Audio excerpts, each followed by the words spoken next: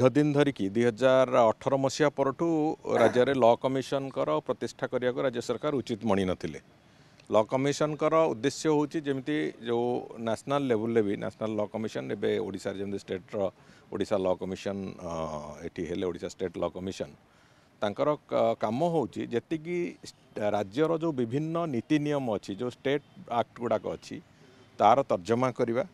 एवं गुड़िए नियम बेले बेले अदरकारी हो जाए से अदरकारी नियम गुड़ी को तार परिवर्तन करवा एवं जो नियम गुड़िक जो गुड़िक आवश्यकता किसी आमेंडमेंट अच्छी से गुड़िक करवा आवश्यकता अच्छी से गुड़िक करवा एवं जो गुड़िक अदरकारी नियम पूरा ऑब्सोलेट अच्छी जो कथा गुड़िक आवश्यकता पड़ुनी आज दिन में से गुड़िक संपूर्ण भाव में स्क्रैप करवा ये सब विभिन्न दिगरे से माने तांकर तर्जमा करेंगे तर्जमा करके से माने राज्य सरकार को से बाबद में सुपारिश करेंगे तो राज्य सरकार तापर निष्पत्ति नेबे जे से नियम गुड़िकर आवश्यकता अच्छी आमेंडमेंट करार आवश्यकता अच्छी जदि से नियम गुड़िक संपूर्ण उच्छेद करार ये बाबद में राज्य सरकार पुणी तार निष्पत्ति नेबे तेणुक से बाबद में एक क्रमान्वय भल गवर्नान्स प्रतिष्ठा जो गुड गवर्नान्स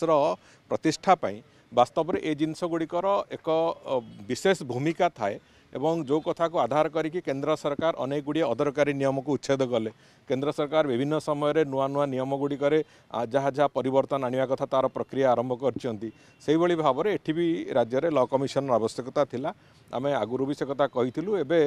माननीय मुख्यमंत्री अनुमोदन पर से लॉ कमिशन प्रतिष्ठा गतकाली विभाग तार नोटिफिकेशन करिछि जस्टिस विश्वनाथ रथंग अध्यक्षतार एवं जो माने अछंती भी सदस्य से माने समस्ते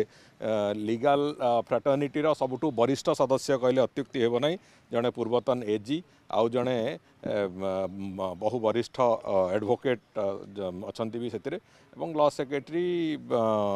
एवं लर्नेड एडवोकेट जनरल एमाने समस्ते सेतिरे सदस्य अछंती एवं आउ जड़े जड़े सदस्य केवल से बाकी अच्छा जहाँ को आम सब्सिक्वेंटली से जोड़ू से होती जड़े लीगल जो एजुकेशन क्षेत्र में जो आईन शिक्षा क्षेत्र में जड़े प्रतिष्ठित प्रोफेसर रिटायर्ड प्रोफेसर जड़े किंबा से भली स्टैंडर्ड जड़े लोकंकु आमे तांकु जोड़ू से पुणी सब्सिक्वेंटली तेणुक लॉ कमिशन तार कार्य प्रक्रिया आरंभ कर बहुत शीघ्र निश्चित भाव तार सुफल राज्य को एवं बेटर गवर्नान्स एस्टाब्लिशमेंट